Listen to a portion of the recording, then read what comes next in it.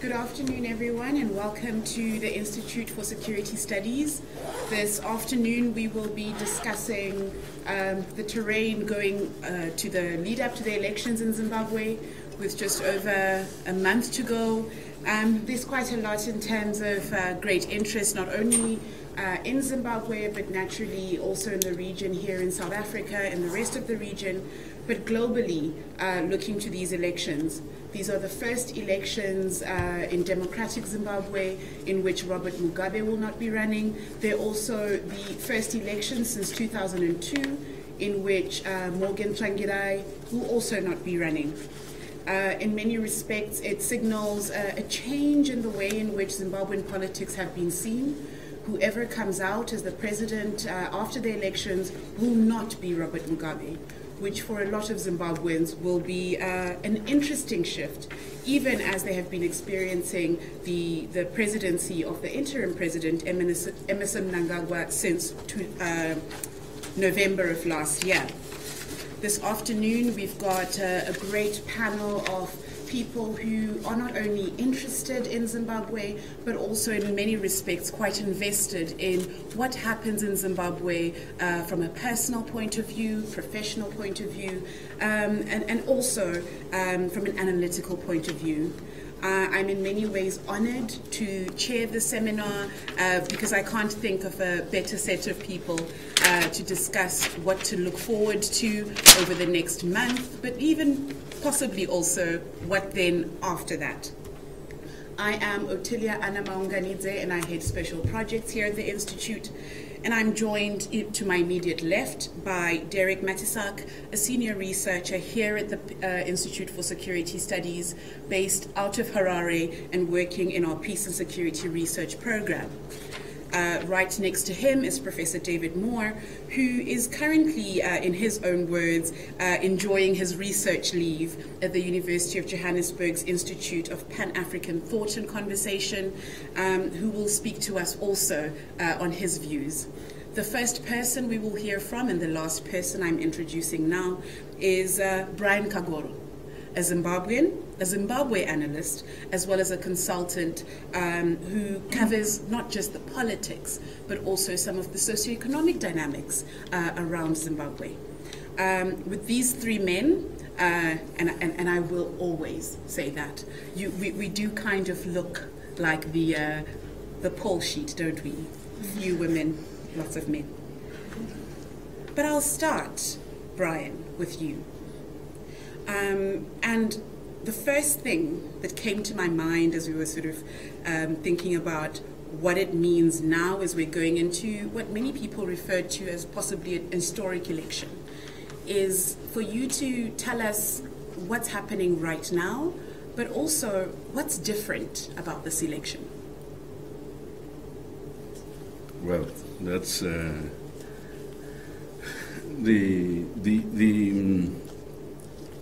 the usual contests that we have around the Zimbabwean electoral process have remained largely the same. Contest around the voter registration process, the voter register itself, contest around the independence of the electoral administration body, the Zimbabwe Electoral Commission, contests over the independence of the judiciary and its capacity to deal with this. And then contest over the state, the broader state, what the state institutions do or don't do with respect to the elections. So whether it's the covert or overt deployment of military personnel or simply forms of subtle intimidation and so on and so forth. There's also been a huge question raised around financing of political parties, political campaigns, and the process. I think that the country has not quite resolved how you audit, how you determine whether illicit money is being used to finance campaigns. Of course, the disproportionate impact this has with respect to access to the media, both private and public. So in Zimbabwe, as you know, actors within the state invested in the private media. So some of what is called private media is actually media in which the state actors hold a significant number of shares and have controlling rights.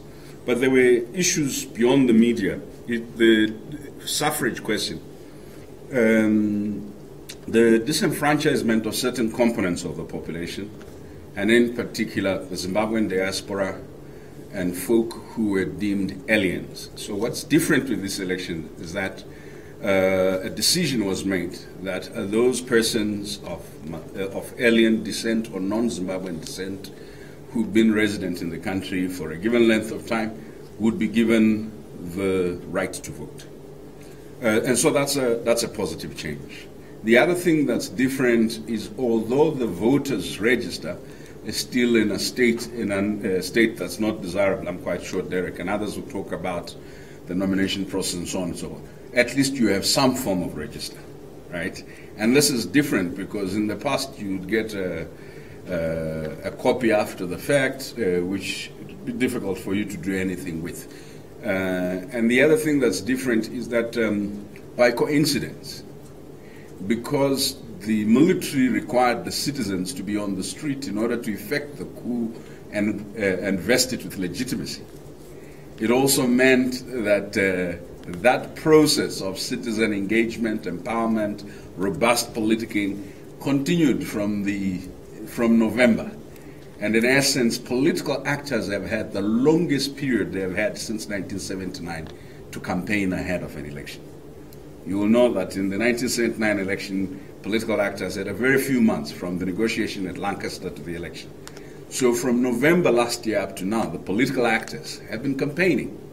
Access to rural areas, although this is not different from the last two elections, you could relatively say that the opposition has been able to campaign within the rural areas. There are things that haven't changed, of course.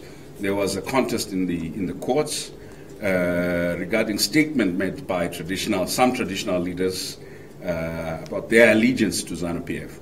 But look, it's the longest period that any oppositional actor, including under Ian Smith and Robert Mugabe, have had to campaign in the rural sector. So this, in a sense, is going to change the dynamic of this election. So, and this is not suggesting that the election will not be rigged. This is not even suggesting that there is no subtle forms of intimidation. It's simply saying that the percentage of votes that don't go to the ruling party within the rural sector is likely to increase, unless if something is done. But the other thing that's different is the number of young people on the ballot and the number of independents that are on the ballot, as well as the number of not just women but young women who have offered themselves for as councillors and I think this marks an irreversible beginning for Zimbabwe. An irreversible beginning in that the two-party politics that has dominated Zimbabwe for quite a long time now may have come to a proverbial end, in the sense that I do not see. So there is one challenge with having 198 political parties or 200 political parties and having a supermarket of candidates, some with no supporters other than their immediate family. But there is a positive side to it, which is that what used to be a closed conversation about leadership is now an open conversation. There are more people who feel they can offer themselves for leadership, and they would rather fail at the ballot than be told because you are a woman or because you are too young, you didn't fight in the War of Liberation, you cannot offer yourself for leadership.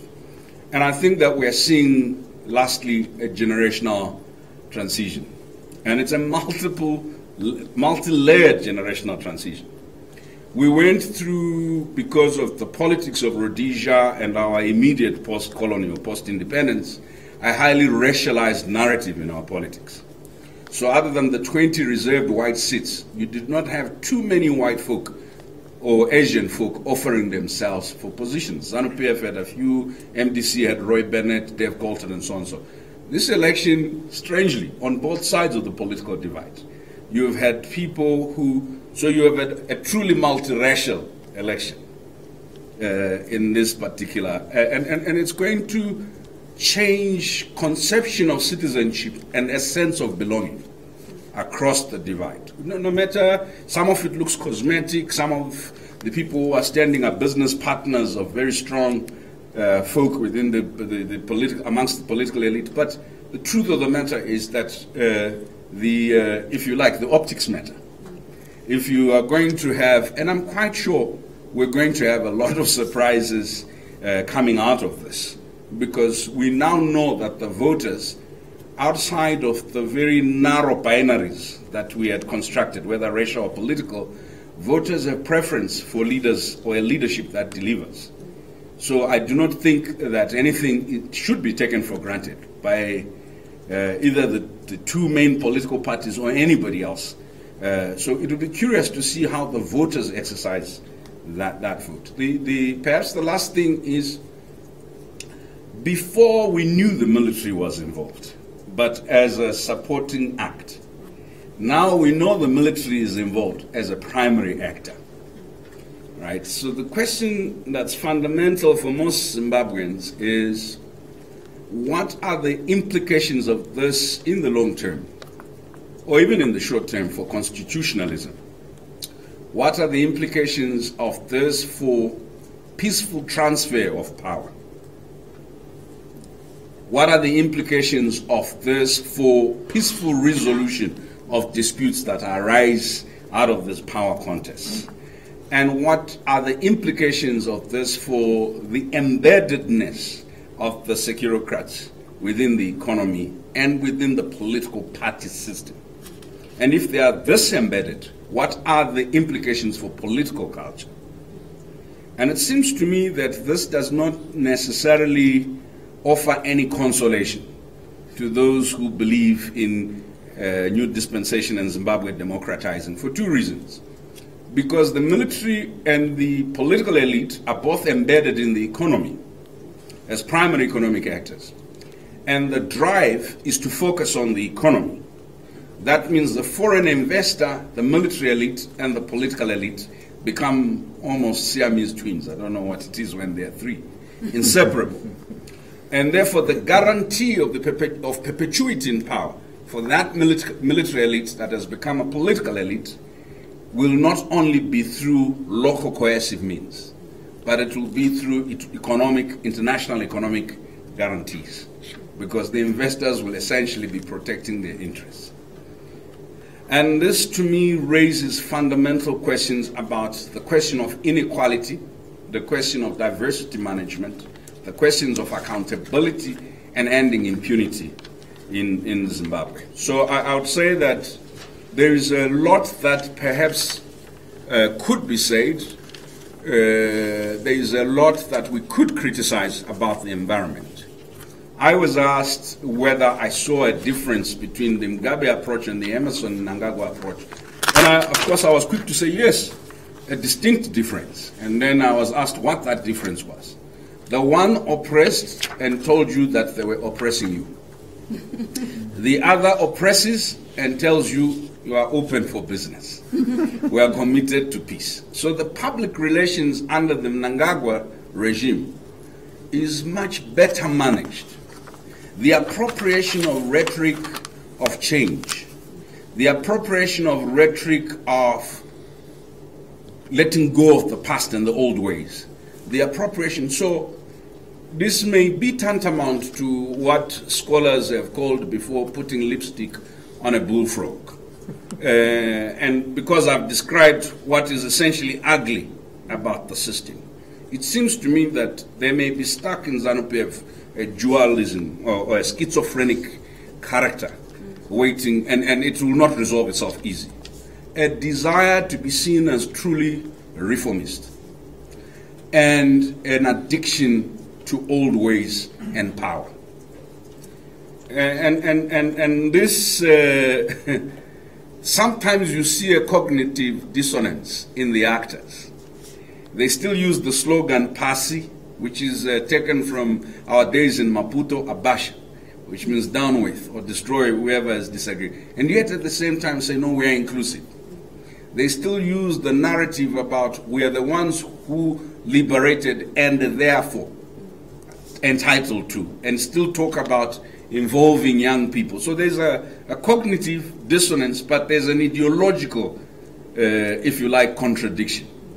They talk about empowering poor people and so on and so forth. But the entire model is driven by enticing foreign finance capital and capital generally, not simply to invest, but to invest in those critical areas of the real economy that constitute the only real possibility of taking Zimbabweans out of poverty, making them owners of real wealth. So in essence, the model being pushed is going to ensure that Zimbabweans become very good workers. But there will be good workers for our friends from the Saudis, the Chinese, the Europeans, and so on and so forth. And of course, the South African capital, which is already deeply embedded in Zimbabwe. And that, to me, creates the seeds for a new class alliance that may emerge beyond and contrary to the aspirations of the dominant parties. And it seems to me that the days of revolution, the days of mass discontent are not yet over.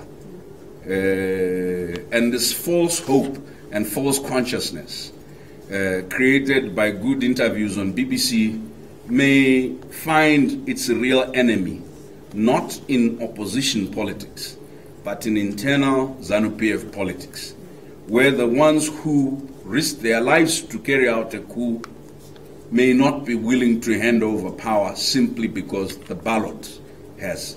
So to end by summarizing what Mugabe said, our bullets secured the ballot, and therefore our bullets or our guns must safeguard the ballot. Seems to me Mugabe may prove yet prophetic, and two men who are not on the ballot may determine the outcome. Robert Mugabe, because there are people who will vote against Mnangagwa because they were aggrieved with Mugabe's departure. There are people who may vote for Chamisa for the same reason. Morgan Tsvangirai. There are people who will stick with the MDC because this is their expression of allegiance to their great leader, Morgan, and what he was deprived. So two men, one dead, one walking alone on a red carpet, may determine what happens in this election. You bring across very important points, Brian. The first thought that came to my mind actually was, with close to 200 political parties contesting, the conversation around Zimbabwean politics, and you ended off on that note, remains one of ZANU-PF and one of the MDCs, dare I say, because there's two MDCs that will be contesting in this election. And also minding that there's 23 presidential candidates. So we're looking at a political terrain that has more than two actors, and yet the reality that you've highlighted is ultimately the politics in Zimbabwe rests on two. Whether they are on the ballot or not on the ballot, it does rest on two. You've also alluded to a number of things that have changed, but also I think the main message is that not much has changed, even though there has been quite a shift. So I'm going to turn to you, David, and I'm going to ask perhaps a little bit in response to what Brian has said, but also in adding some of your thoughts on, is Zimbabwe right now any different? And what are we to expect now in the run-up to elections? Already we've seen quite a number of events, some disturbing, including a bomb or a grenade or a firework. We're still waiting for the police to come out and actually spell out what it is that exploded over the weekend at a rally, for example, something that we aren't too familiar with, at least not where ZANU-PF rallies are concerned within Zimbabwean politics. What do events like that do in understanding this run-up to the elections? What does that mean for us? But also some of the points that Brian raised. Well, thanks. Thanks to the ISS for inviting me to a special project. No, No, the questions actually relate to what I was thinking I would say, because I'm kind of a schizophrenic. I'm both an historian and a political analyst. And I think the best way to combine those two approaches is what I call looking at three kind of eras. So over the longue durée of history, you have slow transitions from what you might call a non-capitalist economy, a peasant economy, through into modernity or capitalism. In every society in the world that has been violent, very difficult, long-term, you get the transition to individual production, commodity production, capitalist workers. You also have the very difficult construction of a nation state, more difficult in Africa than anywhere else because of the Berlin deal, these crazy boundaries. And then you have events. And then you have a middle term, a less long period of history. And I think we could look for now at the sort of post-Cold War period in Africa as a whole. And then you get events like the coup and the grenade. And the fireworks are still probably going to happen. So, okay, so we've got the long term. And over that medium term, I think since the end of the Cold War, there was this great enthusiasm all over Africa for democracy, liberal democracy. Donors coming in, multi-partyism coming in, elections. That has changed a lot over the past 25, 30 years into something where more authoritarianism is the law of the land. China, Russia, Kagame, Museveni. And where there are elections, we have a whole discourse in political science called competitive authoritarianism, electoral authoritarianism, where, you know, it's well known, all the little tricks of the trade, from intimidation to cheating to rigging, all of that sort of stuff. So the whole international picture is much less optimistic about the democratic dreams that we had at the end of the Cold War with, you know, Zambia, the first multi-party elections in the region, and Mandela and so on. And now we have this event, the coup. After a long, long time of a kind of feudal leader, Mugabe, playing with all the contradictions within ZANU and the socioeconomic terrain, ranging from faction fightings didn't just start with G40 and Lacoste. It was there. Look, ZAPU, 63 splits. In the 70s, you had Frolizi coming out of ZANU, and the Zambians who were, you know, stuck with these liberation movements saying, oh, Frolizi, yeah, that's the front for the liaison of the Zulu intellectuals. So you have this ethnic issue, which is coming up now. I remember the last time you were speaking at Salo, you said something about, Brian put it very subtly, he says, alliances may be forming across entities which might not be political parties. I think you were hitting the tribal button there. People talk a lot about ethnicity in Kenya. They haven't talked about it so much in Zimbabwe. In the early 80s, there was faction fighting in ZANU. I was talking to a politician a couple of days ago, and he didn't get nominated in 1985 because he wasn't clearly a Muzenda or a Zobko or a, you know. So that has been going on in ZANU-PF for a long, long time. In the 70s, there was the Zipa, the Wilfred Mahanda, and the Hamid Zuripi thing, seen as coups by the leaders at the time, but they weren't. So we've had kind of semi-coups for a long time, and Mugabe was the one who could hold it all together. He could play one faction off against another, and then when one got a bit more power, he'd move them out. And so we saw this with most obviously in 2014 with Joyce Majuru, and then of course the G40 and Lacoste thing came up, and we had the coup. I always have said about ZANU-PF is about Robert Mugabe is après moi la déluge, after me the storm, and I think that's hitting, and so that brings us to the coup, a very, very fraught, tense arrangement, even though the military elements who eventually got the won the day were, you know, planning this thing for a long time. But when the event happens, when Mnangagwa was fired, they acted. They had to act very quickly. And you saw a lot of changes in November, December, when G40 thought they had it, new cabinet created overnight. And of course, within that, Brian was talking about the security system. Well, remember that security system has been divided, right? The factions in the police, the CIO, which were seen as G40, Jonathan Moyle kind of took them over, and the military. And this grenade, if you see the Violet Gonda video, you see the slow motion, you see the thing about that size coming through. And it was very close. So people were wondering at the time, was this an assassination or was it? I think the international journalists were saying, oh yeah, this was an inside job so that an authoritarian fist could come down, we could close down the elections. But I think Mnangagwa on the BBC was probably pretty close to the mark. And that division is not going to end. It's not going to end with an election. It's going to go on in various different ways. And you had the V sign from Singapore. A little bit of a coincidence why Singapore happened to be the pit stop at that time. So whether or not this speculation is true, the speculation continues. And more suspicion will be coming along.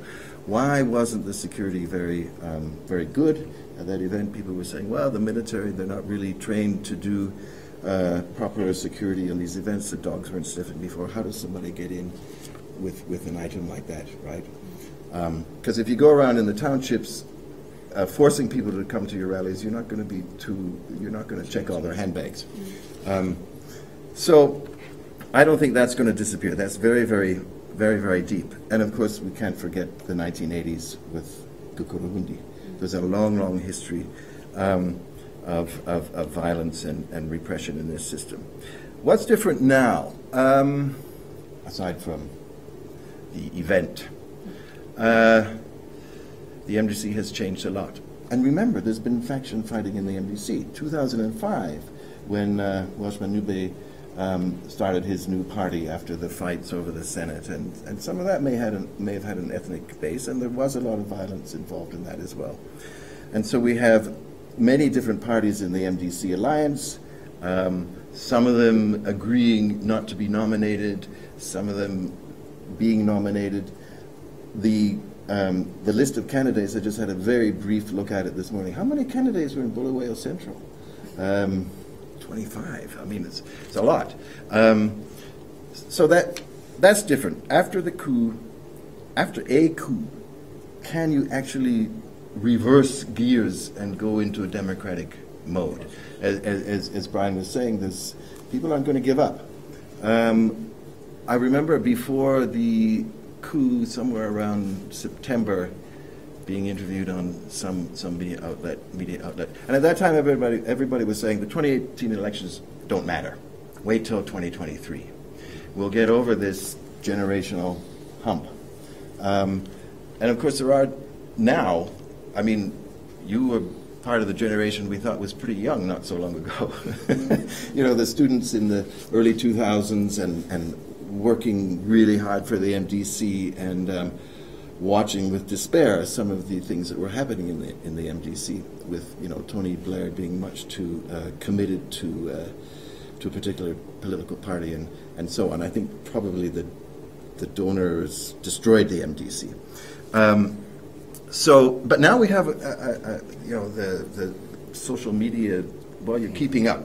The social media generation, the this flag thing in the middle of 2016, which actually did, and remember too, that was a union. That was teachers and nurses who were really behind that thing, and then the pastor, whose name I can never remember, got in on the scene, and that also was very close to the time when the Lacoste G40 factionalism became very evident, so starting about February 2016 became very evident. So that's different. And clearly it's a lot different from September 2017 because you have the coup and you have the the veneer of the legitimacy that has to be maintained.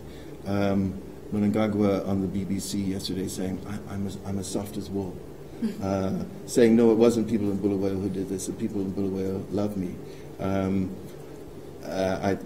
He might be a reborn Christian, but he's not digging into the past. We have some reconciliation commissions looking at the past and Kukuruhundi and other incidents. When's the date? When do we start? When do we finish? So there's a turmoil. There is a democratic look. I think, and I've said this before, the fact that on November 18, the war vets or the military had to mobilize civil society and give Mnangagwa said, the voice of the people is the voice of God, right? That's a little bit different than what Grace Mugabe used to say was Robert Mugabe is the choice of God, right? So we have, and religion as a whole is very important. If you want to see a very interesting religious actor, YouTube Nelson Chamisa in Stevenage, that little town on the way to Peterborough on the Northern Railway. See him preaching in Stevenage, and you'll see this very religious discourse coming out of that, and one wonders just where that goes. How is my time? I want to tell a historian's joke, which I was going to start off with. Everybody here knows Henry Kissinger, right? So Henry Kissinger was brought in by the British to help bring the contesting parties to the table in Geneva, October 1976. January 1977, he was handing over his remit to Cyrus Vance, who became the next Secretary of State. And those discussions are documented. The Secretary of State office has documented them all. Now, we all know what Henry Kissinger has said about two very famous statements he said. Why do academics fight so much? Does anybody know why? Because the stakes are so low. And what is the best aphrodisiac? Power. But a third thing that he said that was very interesting, and people don't know because it's buried in this PDF, he said, ZANU-PF politics, Zimbabwean politics, it's worse than a Harvard faculty meeting. Because they're fighting all the time, and maybe the stakes are very low. And a second statement, some of you might know David Sanders, a well-known community medicine practitioner who was involved in ZANU-PF politics quite closely in the 70s, especially in England. In 1980, he said, Zimbabwe is a trailer, South Africa is a movie. And the more I hear and read about South African politics and the access to resources that politicians have, and the way they use those resources to gain power, to decentralize that power by dishing out money to supporters, branch chairmen, all that sort of thing, and the way in which violence has happened in 2017 in KZN, the intra-ANC violence, it's very, very high and still is. So some of these, the land question, I think that's a really important one. The MDC is saying, let's make land secure. How do you do that? These are questions that are regional questions. So I think there's a lot to learn about, positive and negative, from Zimbabwe for South Africans. The situations are fairly similar, so that's another thing to put on the table. I think the issue also, Brian raised the issue of the reliance on foreign capital and how does, is it just extractive industries that are coming in? What's happening with, I think there's some kind of commission now on compensation for the land that was taken in the early 2000s. Small peasants living in pretty precarious situations. what will this new regime, this new moment mean for them and for the 95% of unemployed workers, the informal sector. What does this mean in my perspective, which may be this kind of old leftist perspective that I'm sure these guys used to have back in 2000. I'm too old to change. How do you have democracy without a working class, without a trade union that has a real base? Because that's where you get the real force for an alternative political party. Unions, pressure on the parties for decent work, and all of that sort of stuff. I don't think we've seen a democracy emerge in the world without a strong working class. Now, this can be a global question, because with the fourth industrial revolution, you're not going to have a working class like you had before. How can you rebuild an industrial system in Zimbabwe, given the current destruction of the economy? We have, Munangagwa, we're talking about work hard, but work hard for her. For who? Her. You have a lot of people talking about this diaspora, which is all over the world, extremely skilled, and they could pour back into the country. I remember Martin Rupia, as the coup was just happening, saying the UNDP has a plan. You can get technical expertise back, and we could have some sort of technical professional class coming back. Some people I know who sort of run industrial policy units in South Africa say Mnangagwa's people have been down here trying to figure out how to industrialize. How does that rhetoric of a new world, I don't know if it's using the word New Dawn, that's used in South Africa, how do you really get down to the nuts and bolts of getting people back to work, having a civil society which is not donor dependent and which is not fighting itself, has to rebuild itself into relationship with the state, which is not linked to one political party or another. There are lots of new elements that are going to come into the scene. And we also have, maybe this will be Derek's, what happens if we have a runoff? Those sorts of immediate questions. And that transitional moment will be very interesting, both to see if we've got 5 days to count the results, right? And so then we would know, so that would be first week of August, we would know, do we have a runoff? Do we have a very close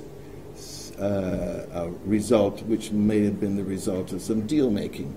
Will we have a new GNU that comes up? Would that be the best thing? Because you would then have a lot of that conflict displaced. The MDC will have a congress after the election, right?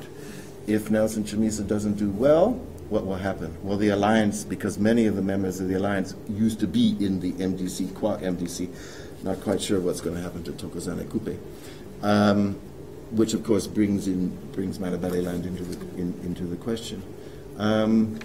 So you're nodding your head more quickly every time, so I think my 10 minutes... Oh, there's even an end right there. Okay, I'm finished. Thank you very much, David. You said as you were speaking, and I'll quote you, you said, "I'm too old to change." And I was wondering, as I turn to you, Derek, whether we, from what we've heard so far from Brian, what we've heard from David, whether Zimbabwe, in all that is changing, whether Zimbabwe is too old to change, which I don't think it is, because in the bigger scheme of things, it is a fairly young nation, so to speak.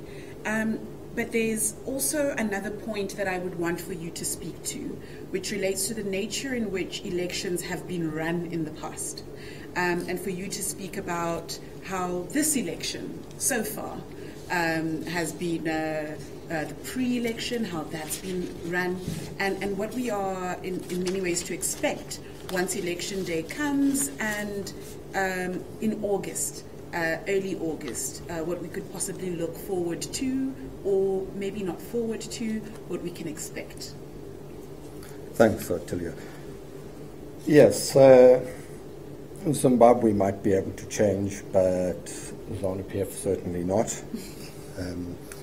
We have the Sannoisation of Zimbabwe, and the advent of a new president is certainly not going to change the Sannoisation of society, by which I mean ZANU-PF's capture of the key institutions of state. And this is the element that has not changed going into elections, and that's the crucial issue, to my mind, that will determine the outcome of these elections. What has changed enormously is that, and this was the case even while Mugabe was in power, that the 2018 elections were always going to be about legitimacy.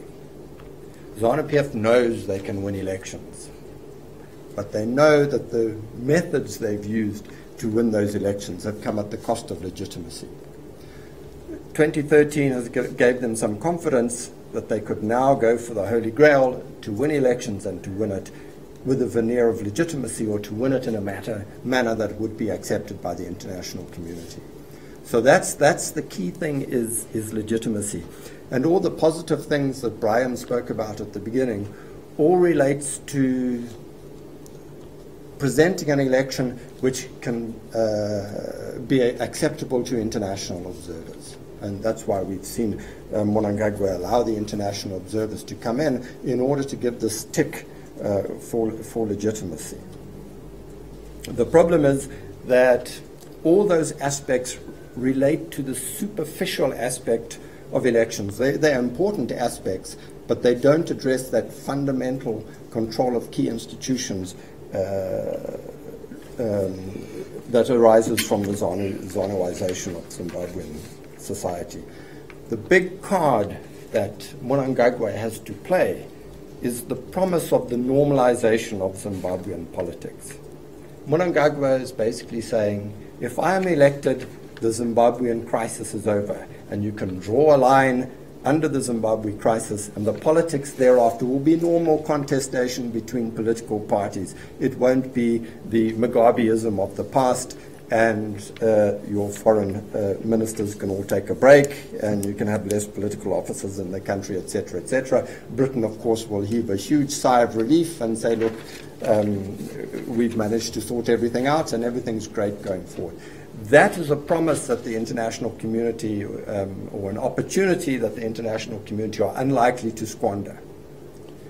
So the bar that is going to be set for electoral observation is going to be fairly low. It's going to be looking at the basic things that should accompany an election: freedom of speech, freedom of association, credible voters register, this kind of thing. It's not going to look at the structural deficits around the election in Zimbabwe. And one of the overriding structural problems, if you like, with the election in Zimbabwe is, as the previous two speakers have said, Zimbabwe is emerging from events which look very much like a coup in November. We saw the military in 2002, they made it clear that they would not accept a leader without liberation war credentials. They went on television to announce that. In 2008, a candidate without liberation war credentials won the election, and the military made good their promise. They did not accept that candidate, and there was what was basically a veto coup. We've once again saw in November 2017 the military saying, we are the final arbiters of political power. We will not allow Grace Mugabe to ascend to the presidency.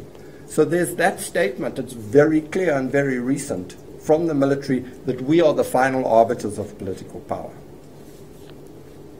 So consider yourself in the position of a rural voter who places him or herself in considerable risk in voting for an opposition candidate. And that threat from the military makes it clear that they have nothing to gain from doing so. Because if ZANU-PF wins, it wins, and if ZANU-PF loses, it talks and refuses to hand over power. And the people that have been identified as not showing fealty to the ruling party get hammered, and 2008 made that very clear. So that threat hanging over the electorate is very significant, but of course, because it's a structural issue, it gets ignored by people assessing the integrity of the elections because they are so keen to give this election a tick of approval, a stamp of approval, and to go with this legitimization of the electoral process. This is a major problem for the opposition. Another thing that hasn't changed, despite the demographic changes that Brian was talking about, is the election will still be about the rural-urban divide. I haven't looked at the numbers for the final roll, but when I looked at the numbers for the preliminary roll issued by ZEC when there was 5.3 million voters on the roll, if you divide it up into purely rural constituencies and purely urban constituencies and leave aside the constituencies which are a mixture of rural and urban, there are still 71% of the voters in rural areas. So if ZANU-PF is able to control the rural vote, it wins the elections.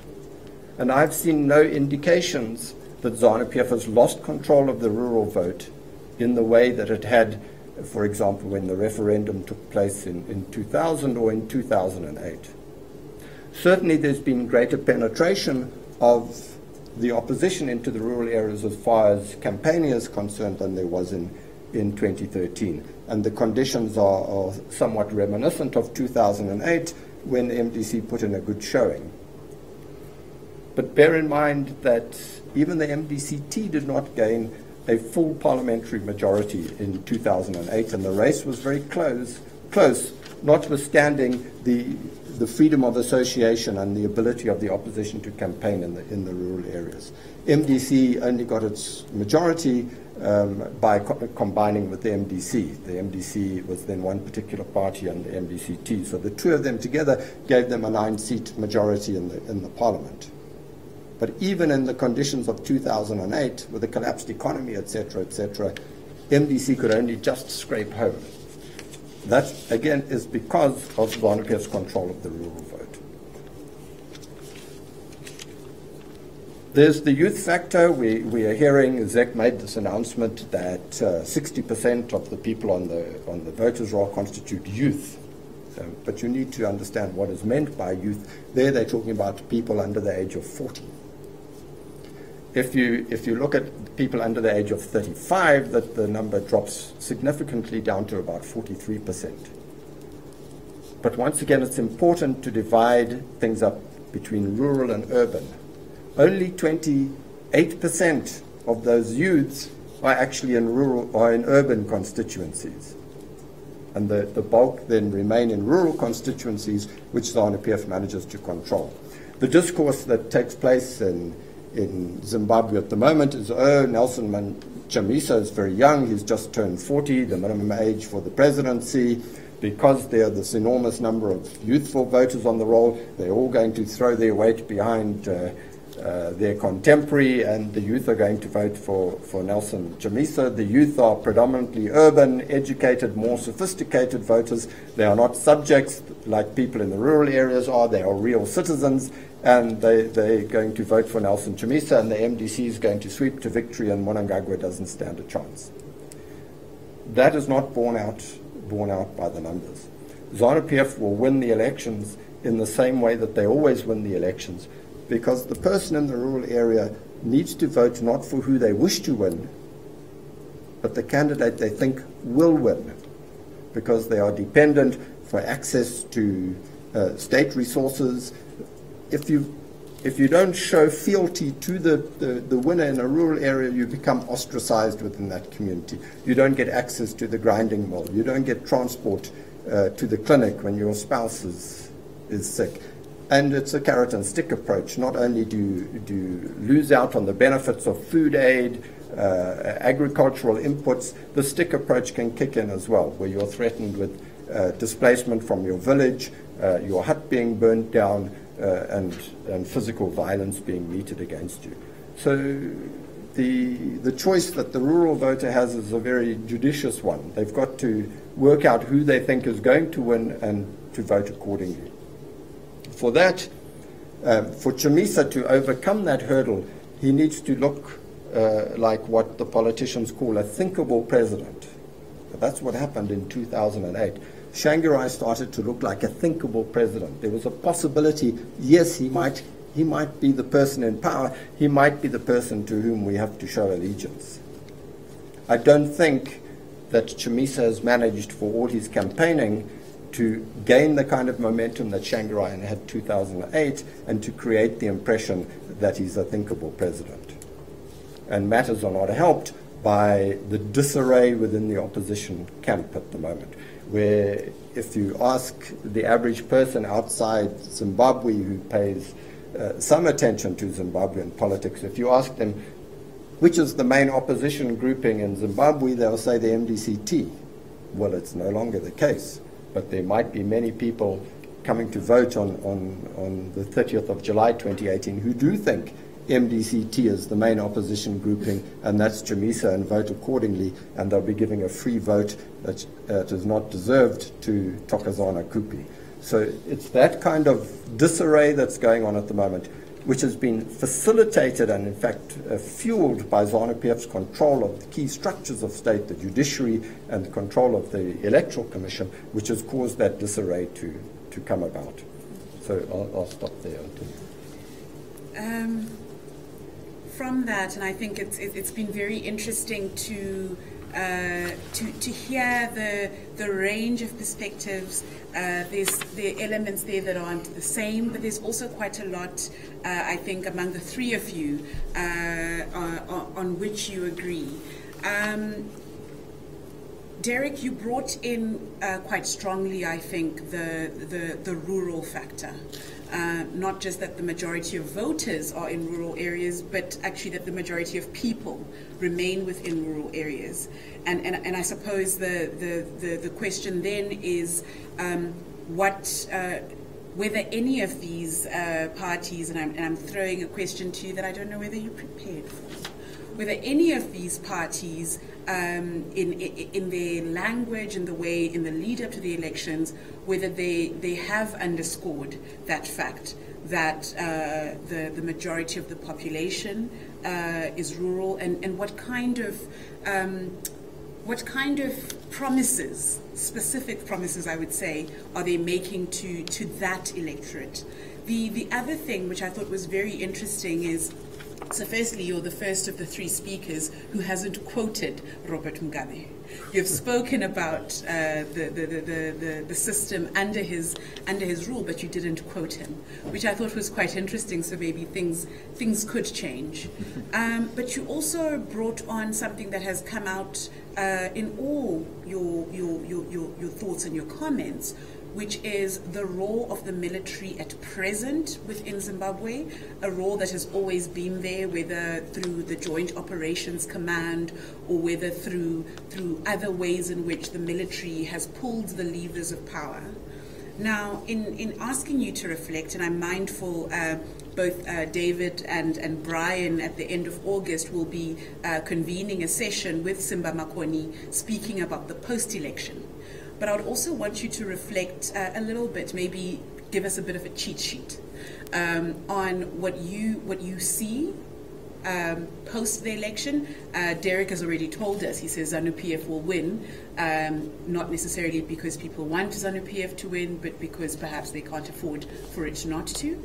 And I'll go back to you, Brian, on your reflections, not just on that specific issue, but anything else that came out for you as the other two were speaking.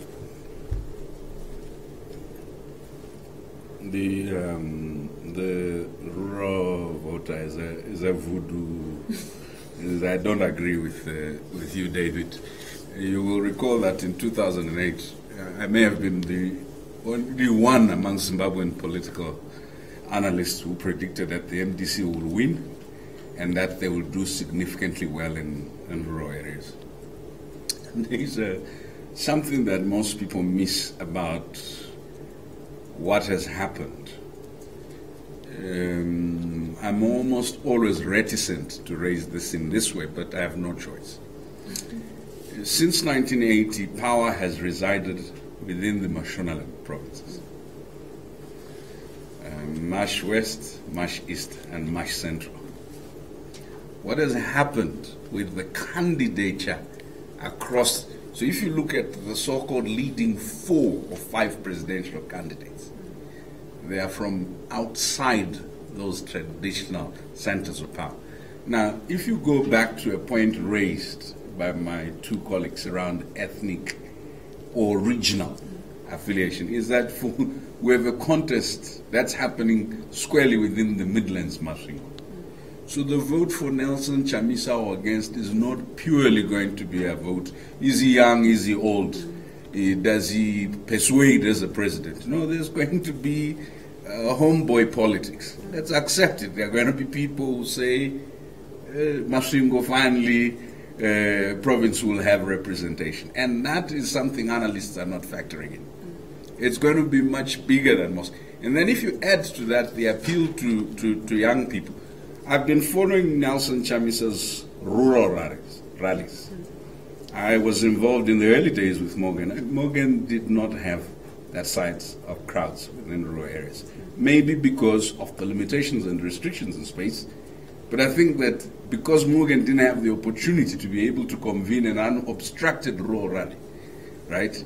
The consolidation of the traditional Trangrai supporter and the new supporter, that's a factor. Second, the anti-establishment sentiment within a large component of the population. It transcends rural and urban.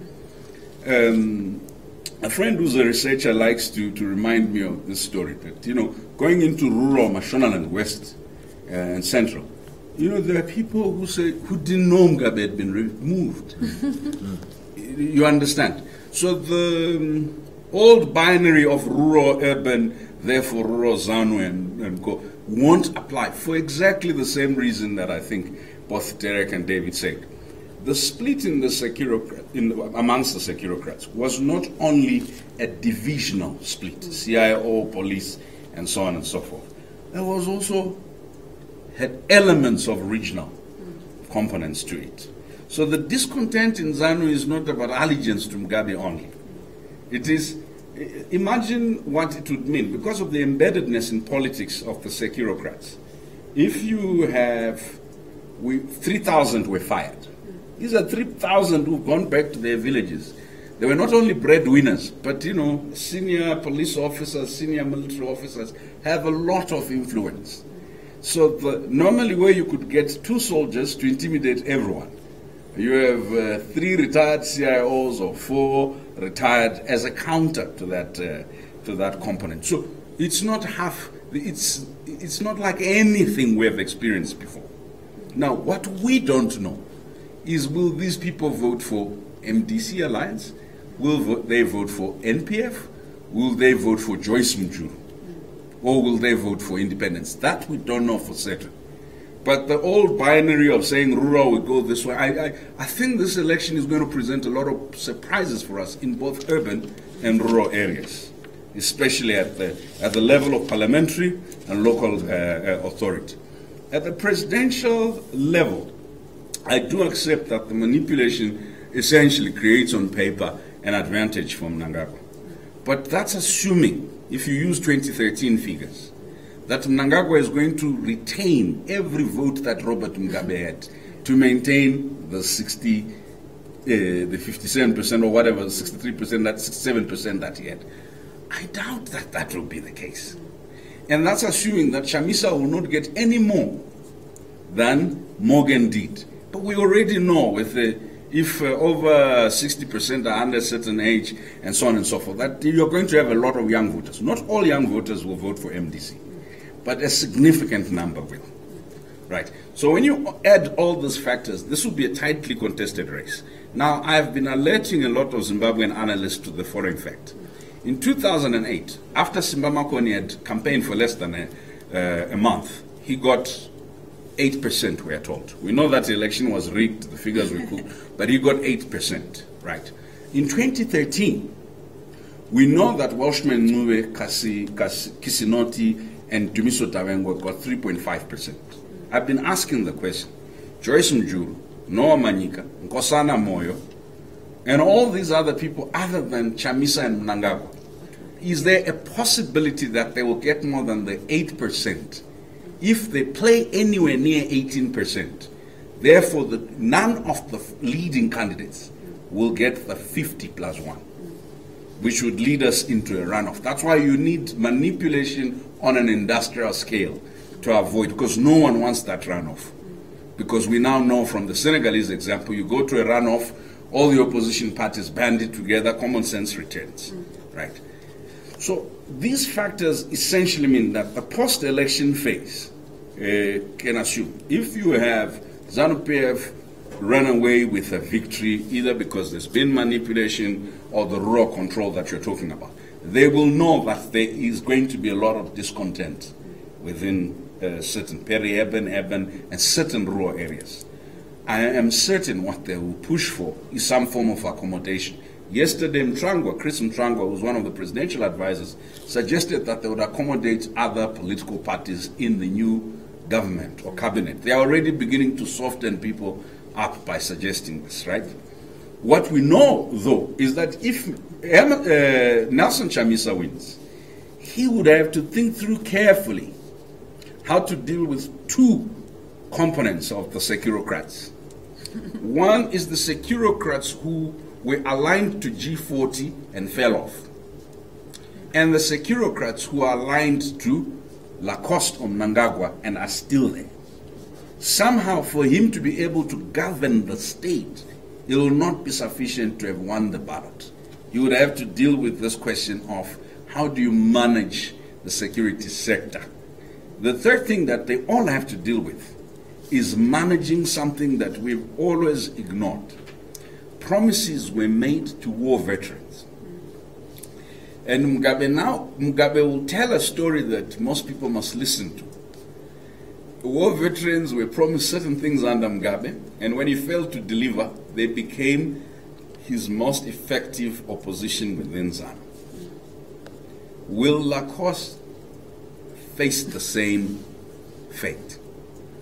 Because they are growing older and the ability of the Zimbabwean state to deliver meaningfully for them is diminished. So the long and short of what I wanted to say is this election is like no other that we have dealt with. The average age of a voter, I was trying to explain this to Derek, actually it's 60%, not under 40, it's under 35. The average age of this guys, so if you look at the latest roll, it's under 35. So if you look at the average age of these guys, that means when I left university in '94, a lot of these guys were toddlers. When I was involved in the referendum in 2000, they were not yet teenagers, right? And so they are not, so none of us should assume that they necessarily have an allegiance to the politics that through which a lot of us emerged, Morgan Tsvangirai emerged, no to ZANU narratives. And what is that thing that will inform how they vote? And I think that a lot of it is going to be star appeal, a lot of it is going to be pop culture appeal, and a lot of it is going to be the anti-establishment sentiment. They have specific issues, and the person with the easiest message to sell is Chamisa. The person with the most secure power is Mnangagwa. The question is, if Zimbabwean urban voters, so to give you a sense, Harare has 900,000 registered voters. The last president was elected with 2.1 or 2.3. That's the vote they got to be president. So it is possible, by just getting Bulawayo, the urban areas, to become president. Now, here's an interesting thing. You don't rig because you simply stuffed the ballot. For you to be able to effectively rig, you need to ensure that the voter turnout in the urban areas or in those areas where you're not strong is low. Traditionally, the voter turnout in most urban areas has been between 35 and 52%. If we have anything above 85% to 90% voter turnout in the urban areas, then you're going to have huge problems for anyone who attempts to rig. So this election is tighter, closer than any. I have told the people who are in the MDC, it's not a sure victory. I've told people in ZANU, it's not a sure victory. Every vote, canvassing for every vote until the last minute will matter. And all that MDC needs to do is get 25% rural vote and lock out the urban areas. But it's impossible, because if you look at Harare, what the gerrymandering that happened with the last constituency delimitation process is they brought certain farming areas and rural areas and informal settlements to form part of the urban constituency. So every political party right now has every constituency is a battleground constituency in the election that we're going through. And I think we will be surprised, genuinely surprised, by the social media mobilization from both sides. Has been interesting. If you ignore those in the diaspora who have a lot of time to be on social media as they eat hamburgers and so on and so forth, like and you look at people who are actually on the ground, who are on social media doing work. If you look at the extent to which techies are helping political parties audit voters' roll, it's unbelievable. I posted something on Twitter 3 days ago about the Harare numbers being too high. It took less than 25 minutes for somebody to send me the national voters' roll with comparisons on what has been the increase since the provisional voters' roll and what is. And if we accept that this is the extent of sophistication in both the voter and also then I think and the messaging. I mean, look, I saw the Go to Vote campaign, Epworth. I mean, there were tens of thousands of people at that. And I saw, so when you look at the fact that these people are not coerced to come, they're voluntarily coming in rural rallies, to have a rural rally with 5,000, 10,000 people. Think of them as voters in that constituency. The opposition in a lot of those rural constituencies in the last couple of elections never managed more than 1,000 votes. If the opposition manages on average more than 5,000 to 6,000 votes in rural areas, we have a contest on. So Brian has said that the election will be quite hotly contested. I dare add that Chris Mtlangwa joined Twitter about 2 days ago, and within the space of a day he was already at 4,000 followers. The majority of them seemingly people that are based in Zimbabwe or close enough to Zimbabwe, which is interesting. I suppose it's also the first time we've had a head of state, not that the previous one could tweet, but a head of state who is on Twitter and who for some reason responds even to the people who are trying to catch him out. And of course, the parties themselves are represented there and reading what people are saying. So with what Brian has said, I'm going to ask both of you to be quite brief, but with what Brian has said, a hotly contested election, something where we are in for a lot of surprises come election day and come counting day. And also, Brian, please don't give rigging tips live. We've got an online audience. Okay. Your sort of final thoughts in terms of what we need to be expecting going forward now in the next month and a bit, but also what it means about the political landscape in Zimbabwe. And I'm talking not just geographical, but also socioeconomic. Well, I think you're right. Things are changing very quickly. We have an extremely politically literate population. I mean, this has always been a really, politics is always hot talk. And I think you do have those issues of discontent you're talking about, generational issues, the new technology, and I'll bet it's going to be very tight. So we kind of have a binary here. What are the social and political forces regionally, locally, internationally, that will go for the soft authoritarian option? Paul Kagame, great modernizer, Ethiopia, and you know, the kind of example of what happened in Kenya, it didn't look too good for. So is that option going to be the one that all actors can accept, or will be forced to accept? Or will there be a new democratic dispensation, which I think we all wish for? You're shaking your head, but you've given us all these optimistic ideas here. So, the optimism is going to be quelled by the pessimists who have the power.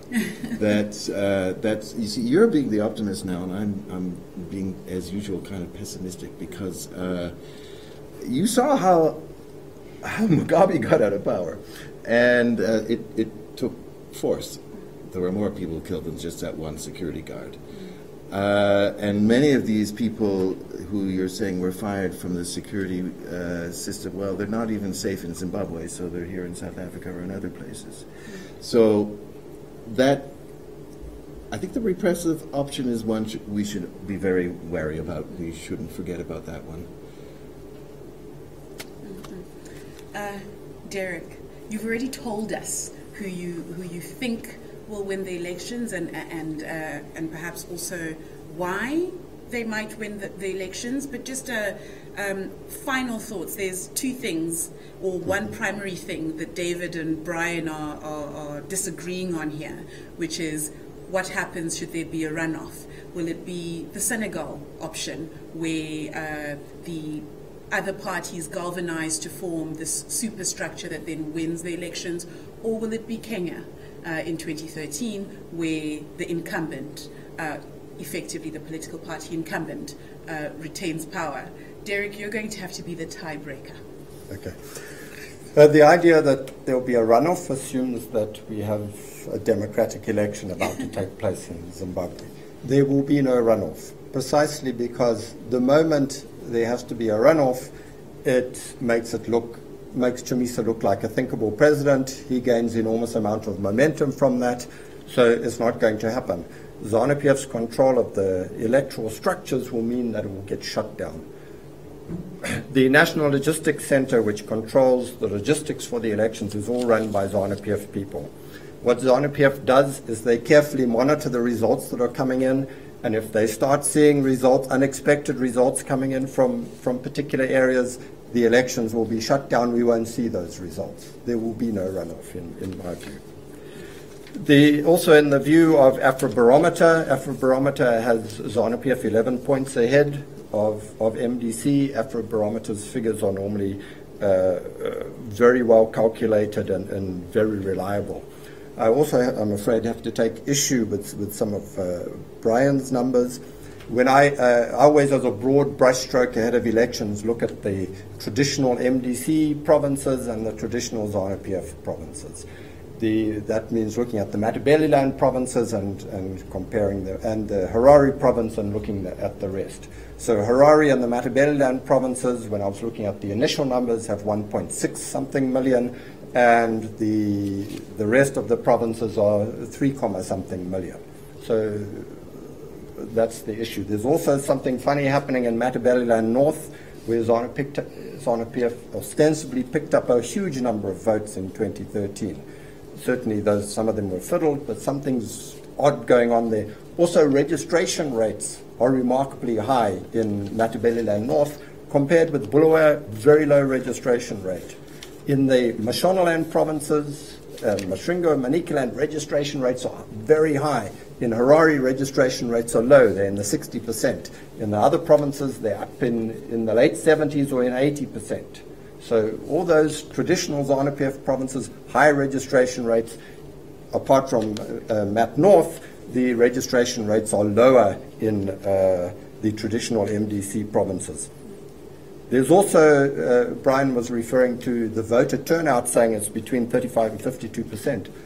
The official figure for the voter turnout in 2013 was 52%, but you can deduce nothing from that because we know that 2013 voters' roll had between 1.5 and 2 million voters on it that weren't supposed to be there. And you calculate your voter turnout with the voter register as your denominator and the actual number of people that vote as your numerator, and it gives you a voter turnout of 52%. Afrobarometer's figures are basically that voter turnout is very high. It's in the 75 to 80% of people pitching up to vote, because people in the rural areas are basically herded to the polling stations. So you can't deduce voter turnout figures by using the 2013 voters roll. I'll stop there. You'll be pleased to hear. Already, as Brian hands his phone with information or data on the figures, already we can see not only will the election be contested, but even the narrative around the election in Zimbabwe, because there's quite a lot in terms of information that not everyone is able to access. I'm extremely grateful to my panelists for giving us a glimmer of what that information is and what to look forward to in the next month, but also in the months after that. And perhaps more in terms of some questions raised, a few answers given here and there, but a lot in terms of food for thought. Whether the election in Zimbabwe will result in a clear victory, be it for the incumbent President Emmerson Mnangagwa or for Nelson Chamisa, maybe even Kosana Moyo or Thokozani Kupe, if what Derek said is anything to go by, people voting for a party, not knowing who the candidate is, and then that person, by some fluke, wins the election. If there is a runoff, what kind of runoff that will be? Will it be a situation where the smaller parties clump together to be able to defeat what has been the party in power for over 30 years? Or will it be a situation where, again, we have ZANU-PF winning the election? There's a lot for us to think about. I am quite grateful to the people who are tuning in online for your patience and your attention, especially grateful to the people who are in the room here who will continue on with a more, I suppose, intimate discussion on some of the issues that are raised. Of course, this event would not have been possible without the generous support of our partnership forum, the governments of Australia, Canada, Denmark, Sweden, Norway, the Netherlands, the United States of America, as well as the Hans Seidel Foundation. So all of those people, thank you. Our panelists, you were particularly brilliant. I'm glad that a grenade has not gone off in this room, but I see already with Brian frantically looking onto his phone there to see what information do we, as the analysts, the experts, what gaps do we have? Gaps that I'm sure the Zimbabwean public and all of those that are looking on towards this hotly contested election, what they are thinking. So perhaps after the election, after July 30th, we may be sitting back in this room discussing what the result will be. What we can say for certain is the election is going ahead on the 30th of July, and we'll all wait to see whether the neighbor in the north gets what people want, or who knows. With that, thank you to the online audience for your attention. We are now going to have a discussion under the Chatham House rule where people here will be able to pose a bit more pointed questions on the future of Zimbabwe. Thank you very much. Right. Thank you. Thank you. Yes. Brian, you were already taking out your phone, so before I hand over to to the audience here and to the people here, we've got about 40 minutes for the discussion. But before, tell us, what have you found on your